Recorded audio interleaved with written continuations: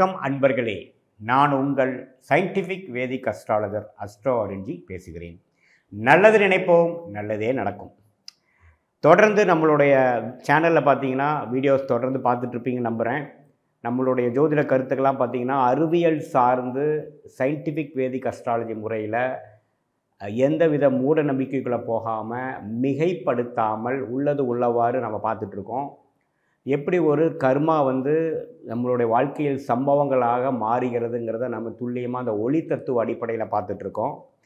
அந்த வகையில் பார்த்திங்கன்னா நம்மளுடைய எல்லா ஜோதிட பதிவுகளும் அந்தந்த ராசி அந்தந்த லக்னக்காரர்களுக்கு அந்தந்த நேரத்தில் எந்த மாதிரி ஒரு விஷயங்கள் வாழ்க்கையை நமக்கு கொடுக்க காத்திருக்கிறது, எது மாதிரி முடிவுகள் எடுத்தால் பெட்டராக இருக்குங்கிற விஷயத்தை சொல்லி உத்வேகப்படுத்தி மனசை ஊக்கப்படுத்தி நல்லா ஒரு மோட்டிவேஷ்னல் வீடியோஸாக நம்மளுடைய வீடியோஸ்லாம் வந்துட்டுருக்கு.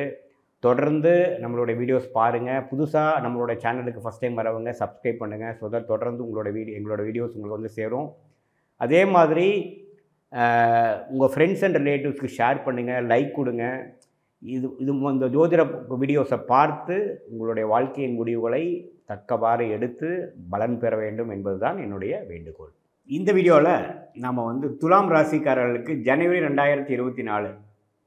2024 ஆண்டின் முதல் மாதம் எப்படி இருக்க போகிறது பார்க்க போகிறோம். ஆண்டு கிரகமாகிய ராகு கேது 6-12 துலாம் ராசிக்கு இருக்கிறார்கள். குரு 7ஆம் இடத்துலேருந்து ராசியை பார்த்து புத்துணர்ச்சி கொடுக்கிறார். அதே சமயத்தில் சனி 5ஆம் இடத்துல இருக்கிறார். இந்த கிரகத்தின் அமைப்பு, ஆண்டு கிரகத்தின் அமைப்பு துலாம் ராசிக்கு நல்ல ஒரு அமைப்பு என்று முதலே வேறு ஒரு காணொளியில் நம்ம பார்த்தோம். இப்போ மாத கிரகங்களாகிய செவ்வாய், சூரியன், புதன், சுக்கிரன் எப்படி போயிட்டுருக்கார் அப்படின்னு பார்க்கும்பொழுது துலாம் ராசிக்கு 2ஆம் இடம் தனம் குடும்பம் ஸ்தானத்தில் இருக்கக்கூடிய புதன் ஜனவரி 7ஆம் தேதி 2ஆம் இடத்துலேருந்து 3ஆம் இடத்துக்கும், சுக்கிரன் ராசி அதிபதியாகிய சுக்கிரனே பார்த்திங்கன்னா 2ஆம் இடத்துலேருந்து 3ஆம் இடத்துக்கும் போய் குருவின் பார்வை, குருவோட வீட்டில் குருவின் பார்வை பெறக்கூடிய அமைப்பு இருக்கிறது. ஆனால் அங்கே 3ஆம் இடத்தில் செவ்வாயும் சூரியனும் அங்கே இருந்து சேர்க்கையும் பெறுகிறார் என்பது நம்ம பார்க்கணும். ஸோ இந்த மாதிரி ஒரு கிரக பயிற்சிகள் எப்படி காமிக்குதுன்னு பார்த்திங்கன்னா, ஒரு ஜனவரி 7ஆம் தேதிக்கு மேலே அந்த புதன் பயிற்சி பார்த்திங்கன்னா ஒரு நல்ல பயிற்சி தான். ஒரு வருமான விஷயத்தில் ஒரு மாதிரியான ஒரு மெயின்டெனன்ஸ் மோடில் இருந்தாலும் ஒரு குருவின் வீட்டில் போய் புதன் போய் ஒரு அதோட 9ஆம் வீடுங்கிற பாக்கியஸ்தானத்தை கனெக்ட் பண்ணுறது ஒரு நல்ல விஷயந்தான். பாக்கியங்கள் பெறக்கூடிய விஷயமாகவும், பூர்வ புண்ணிய விஷயத்தில் நல்ல ஒரு விஷயம் வரக்கூடிய விஷயமும், தந்தையார் மூலமாக சில விஷயங்கள் வரக்கூடிய அமைப்புகள் உண்டு. மாணவர்கள் படிக்கக்கூடிய மாணவர்கள் exams, competitive exams 10th 12th அது மாதிரி எழுதக்கூடிய மாணவர்களுக்கெல்லாம் ஜனவரி 7ஆம் தேதிக்கு மேலே நல்ல ஒரு கான்சன்ட்ரேஷன் வரக்கூடிய அமைப்புகள் உண்டு. ஏன்னா புதன் அவரோட வீட்டையே பார்க்குறார். அப்புறம் ராசி அதிபதியும் 2ஆம் இடத்துலேருந்து 3ஆம் இடத்துக்கு ஜனவரி 17ஆம் தேதி மாறி குருவின் பார்வையில் இருக்கிறது தப்பில்லை. செவ்வாயோடு சேர்ந்து இருக்கிறனால புதன் சுக்கிரன் செவ்வாயின் சேர்க்கைக்குள்ளே வரார். அந்த டைமில் என்ன ஆகுனா கொஞ்சம் ஜாதகர்கள் டிஸ்டர்ப் ஆவாங்க, டென்ஷன் ஆவாங்க, உடல் உபாதை அது மாதிரி சில விஷயங்கள் வரும், ஸ்ட்ரெஸ் வரும், மற்றவங்க மேலே சில கோபதாபங்கள் வர வாய்ப்புகள் உண்டு. கொஞ்சம் நம்ம பேஷன்ஸும் பொறுமையும் காக்க வேண்டிய அமைப்பு உண்டு. என்னதான் இருந்தாலும் குரு ராசியும் பார்க்குறாரு, குரு ராசி அதிபதியும் பார்க்குறனால பெரிய ஒன்றும் கைமீறி விட்டு போகாது. இருந்தாலும் சம்டைம்ஸ் கொஞ்சம் அது மாதிரி சில விஷயங்கள் உண்டு. ஏன்னா ராசி அதிபதியே செவ்வாயோட தாக்கத்தில் போகிறாரு.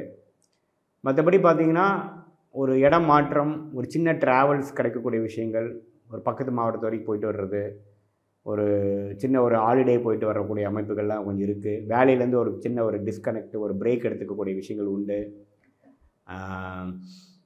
இல்லத்தரசிகளுக்கெல்லாம் பார்த்திங்கன்னா அவங்களுடைய டெய்லி ரொட்டீன்லேருந்து ஒரு சின்ன பிரேக் கிடைக்கக்கூடிய அமைப்பு இந்த பொங்கல் டைம்லலாம் கொஞ்சம் கிடைக்கிறதுக்கு வாய்ப்பு உண்டுங்க.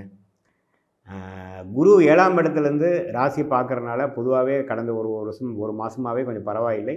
இது பிப்ரவரி, மார்ச், ஏப்ரல் மாதம் வரைக்குமே இந்த தொடர்ந்துருக்குது. அதுக்கு வேணுங்கிற ஒரு ஃபவுண்டேஷன் மாதமாக ஜனவரி மாதம் கண்டிப்பாக உண்டு.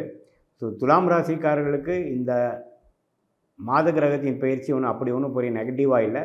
ஜனவரி 14ஆம் தேதிக்கு அப்புறம் தை மாதத்துக்கு அப்புறம் பார்த்திங்கன்னா மகரத்துக்கு 4ஆம் இடத்துக்கு சூரியன் போகுது. பார்த்திங்கன்னா சில தொழில் முயற்சிகள், வேலை விஷயங்கள், இடம் மாற்றங்கள், வீடு சம்மந்தப்பட்ட விஷயங்கள், இடம் சம்மந்தப்பட்ட விஷயங்களை ஒரு நல்ல மாற்றத்தை கொடுக்கக்கூடிய விஷயமாகவும் சில பேர்த்துக்கு அது மாதிரி தசாபுக்திகள் வரவங்களுக்கு பார்த்திங்கன்னா துலாம் ராசிக்காரர்களுக்கு கண்டிப்பாக உண்டு. ஸோ பொதுவாக ஜனவரி 2024 ஓரளவுக்கு ஒரு இடமாற்றம், ஒரு பிரேக் ஃப்ரம் த ரொட்டீன் அப்படிங்கிற மாதிரி ஒரு விஷயமாகவும், பெரிய ஒரு இம்பார்ட்டண்டான சில விஷயங்கள் நடக்கக்கூடிய ஒரு மாதமாக இல்லாமல், எதுவுமே கொஞ்சம் ஸ்லோ அண்ட் ஸ்டெடியாக இருக்கக்கூடிய ஒரு மாதமாக ஜனவரி 2024 மாதம் வந்து துலாம் ராசிக்காரருக்கு இருக்கிறது. சந்திராஷ்டமம் நாட்களாக பார்த்தீங்கன்னா 21, 22, 23 ஜனவரி 21, 22, 23 வந்து சந்திராஷ்டமம் நாட்களாக துலாம் ராசிக்காரர்களுக்கு வருது. அந்த நேரத்தில் அவங்க கொஞ்சம் கேர்ஃபுல்லாக இருக்கணும். புதிய முயற்சிகள் எடுக்கக்கூடாது, புதிய தொடக்கங்கள் பண்ணக்கூடாது, தூர பிரயாணங்கள் கொஞ்சம் அவாய்ட் பண்ணுறது நல்லது. இதுவரை இந்த ராசிக்காரர்களுக்கு கோச்சார முறையில் எப்படி வந்து கிரகங்கள் இருக்கிறது, அதனால் எப்படி இந்த வருங்கூடிய காலம் எப்படி இருக்க போகுதுங்கிறத நம்ம பார்த்தோம். நீங்கள் என்ன நேயர்கள் புரிஞ்சுக்கணுன்னு பார்த்தீங்கன்னா, இது கோச்சார பலன்களே தவிர, இது வந்து உங்களுடைய ஜென்ம ஜாதகத்தில் எந்த நட்சத்திரத்தில் பிறந்தீங்க, என்ன நேரத்தில் பிறந்தீங்க, என்னென்ன தசா புக்திகள் நடந்துகிட்ருக்குது அப்படிங்கிற பொறுத்து தான் துல்லியமான பலன்கள் எடுக்க முடியும். இது பொதுவான பலன்களே தான். இப்போ நான் சொன்னதில் பார்த்தீங்கன்னா, இந்த ராசிக்கு நான் சொன்ன நல்ல பலன்கள்லாம் ஓரளவுக்கு அதிகமாக நடக்கணும் அப்படின்னா, உங்களுக்கு நல்ல தசா புக்திகள் நடக்கணும். அதே சமயத்தில் நான் சொன்ன சில சாதகமற்ற பலன்கள் இருக்குது அப்படின்னு நான் சொன்னது வந்து கொஞ்சம் தூக்கலாக நடக்குது அப்படின்னா, உங்களுடைய சாதகமில்லாத சில தசாபுக்திகள் நடக்குதுன்னு அர்த்தம். ஸோ மெயினாக நம்மளோட தசாபுக்திகள் எப்படி இருக்குது பொறுத்து தான் இதோட நல்ல பலன்களும் சாதகமில்லாத பலன்களும் மேலேயும் கீழேயும் போகக்கூடிய, அதாவது அதிகமாக நல்ல பலன்களா அதிகமாக கெட்ட பலன்களாங்கிற ஒரு விஷயங்கள் மாறக்கூடிய தருணம் வந்து உங்களுடைய தசாபுக்திகள் உங்கள் ஜென்ம ஜாதகத்தில் தான் இருக்குதுன்னு தெரிஞ்சுக்கணும். அதனால் ஒரு முக்கியமான முடிவு எடுக்கிறீங்க, வாழ்க்கையில் முக்கியமான முடிவு எடுக்கிறீங்கன்னா, கண்டிப்பாக உங்களோட ஜென்ம ஜாதகத்தை ஒரு ஜோதிடர்கிட்ட பார்த்து தான் முடிவு பண்ணணும். இது வந்து ஒரு 50% ஒரு ட்ரெண்டாக உங்களுடைய ஒரு ஜென்ரல் அமைப்பு எப்படி இருக்குது இந்த ராசிக்குங்கிறத நம்ம இந்த வீடியோவில் பார்க்குறோம். இதே தொடர்ந்து மாதம் மாதம் இதே மாதிரி ராசியை நீங்கள் ஃபாலோ பண்ணுறப்போ ஓரளவுக்கு நீங்கள் ஒரு 80-90% உங்களுடைய அமைப்புகள் எப்படி போகுது, வாழ்க்கை அமைப்பு எப்படி போகுது உங்களால் ரிலேட் பண்ண முடியும். மீண்டும் மற்றொரு காணொளியில் சந்திப்போம். நன்றி, வணக்கம்.